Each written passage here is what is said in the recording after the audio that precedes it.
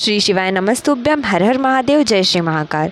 मैं शिवानी पंवार आज आप सभी को पितृदोष से निवारण के उपाय और हमारे पितरों की संतुष्टि के लिए श्राद्ध पक्ष में क्या क्या करना चाहिए वो सभी बताने जा रही हूँ। सर्वप्रथम आज हमारे पापा जी श्री मनोज जी पंवार के द्वारा पंवार परिवार के जितने भी पितृगण हैं उनकी संतुष्टि के लिए तुलसी के क्यारे में एक कटोरी रखकर गंगा जल को अपनी हथेली में लेकर 5 से 7 बार अपने पितृगणों का स्मरण करके काशी विश्वनाथ जी के नाम से उस कटोरी में छोड़ा गया। तत्पश्चात उस कटोरी के गंगा जल को तुलसी क्यारे में डाल दिया गया। इस उपाय से हमारे पितृगणों को बहुत ही शांति प्राप्त होती है और उनका मन निर्मल हो जाता है, जिससे वह हमारे परिवार में सुख शांति देते हैं। पितरों को जलार्पण के बाद उनके भोग की तैयारी के लिए मीठे में दूध और चावल की खीर बनाई जाती है और उनके खाने के लिए 7 पूड़ी बनाई जाती है और बिना लहसुन प्याज की सब्जी बनाई जाती है। भोग के खाने के साथ साथ पितरों के लिए कच्चा दूध भी रखा जाता है। गणों की धूप के लिए आप किसी भी मिट्टी के बर्तन में कंडे को जला लें और कंडा तैयार कर लें। कंडा जलाने के पश्चात भोग के लिए आपने जितनी भी सामग्री तैयार करी है वो आप उस धूप के बर्तन के पास रख लीजिए और गुड़ और घी डालकर आप उस कंडे पर धूप दीजिए। अगरबत्ती प्रज्वलित कर लीजिए। अगर आप चाहें तो दीप प्रज्वलन भी कर सकते हैं। गुड़ घी की दीप देने के बाद आपको एक श्रीफल अर्थात नारियल लेना है। नारियल को बदार कर उसमें से जो चटक अर्थात प्रसाद निकलती है उसको भी आपको धूप में चढ़ा देना है। और इसके पश्चात हमने भोग के लिए जो पूड़ियाँ तैयार की हैं उन पूड़ियों में से 2 पूड़ियों का आपको चूरमा बनाना है और उस चूरमे में आपको मीठी खीर मिक्स करके उस चूरमे को भी आपको धूप में भोग लगाना है।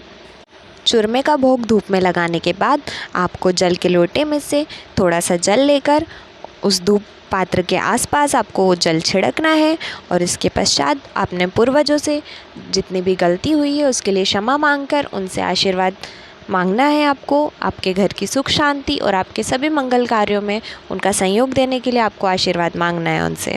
पूरी पूजा के उपरांत भोग की बची हुई 5 पूड़ियों को मसल कर उसमें खीर मिलाकर उसका चूरमा तैयार करना है और वो हमारी छत पर या फिर किसी भी खुले स्थान पर ले जाकर हमको कौवे को बुलाकर कवास करके अपने पितरों के निमित्त कौवे को उन्हें खिलाना है।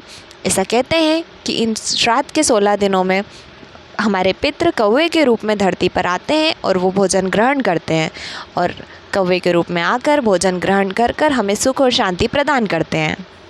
हम हमारे पितरों का पिंडदान करने गया जी जाते हैं, लेकिन कहते हैं कि गयासुर ने इन 16 दिनों 16 श्राद्ध के समय गौ माता के मुख में निवास किया है। अर्थात 16 दिन तक जो गया जी में पिंडदान का पुण्य है वो हमें गौ माता को भोग लगाने से ही मिलता है।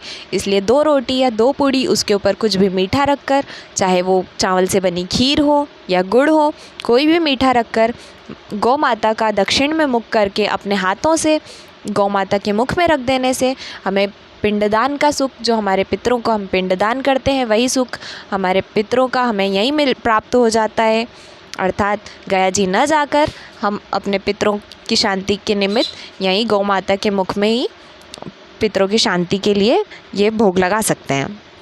हमारे पितरों के लिए अर्थात पितृदोष से निवारण के लिए हमें रोज़ शाम के समय हमारी पंडेरी पर या जहाँ पर भी किचन में हम पानी का पात्र रखते हैं, घड़ा रखते हैं, उसके पास हमें दिया लगाना चाहिए। अगर हम हमेशा नहीं लगा सकते हैं तो कम से कम 16 श्राद्ध के समय हमें अपनी पंडी के पास दिया ज़रूर लगाना चाहिए। और एक बात का विशेष ध्यान रखें कि जब भी हम दिया लगाएं, दिए की बाती का मुख दक्षिण मुखी हो। दक्षिण की ओर मुख रखने से वो सीधा हमारे पितरों के पास पहुंच जाता है और उसका हमें सीधा लाभ प्राप्त होता है। श्री शिवाय नमस्तुभ्यम, हर हर महादेव, जय श्री महाकाल।